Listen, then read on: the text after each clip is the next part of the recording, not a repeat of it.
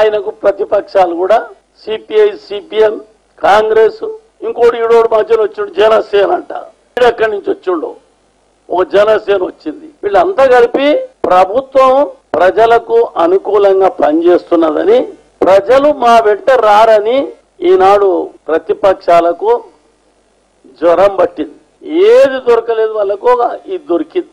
కమ్యూనిస్టులు కానరాకుండా అవుతుందని చెప్పని, కమ్యూనిస్టులకు స్థానం లేకుండా పోతుంది తెలంగాణలో అని చెప్పని కమ్యూనిస్టులు ఇంకా రెచ్చిపోతున్నారు.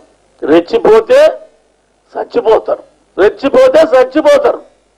రెచ్చిపోవడం కాదు, మీరు ప్రజలకు అనుకూలంగా ప్రజల మధ్య పోయి పనిచేయండి. మీరు ప్రజలకు అనుకూలంగా చేసింది ఏమి లేదు. మీరు ఆనాడు కాంగ్రెస్ వాళ్ళు ఏమడున్నారు, ఈనాడు కాంగ్రెస్ తెలుగుదేశం వాళ్ళు ఏమడున్నారు. ఎవరెవరో తోకబట్టుకొని ఉంటేనే మీకు బతుకుతారు. మీరు ఇలా మా ముఖ్యమంత్రిని తిడతారు, మా ప్రభుత్వాన్ని తిడతారు. ఎవరికైనా ధైర్యం ఉందా?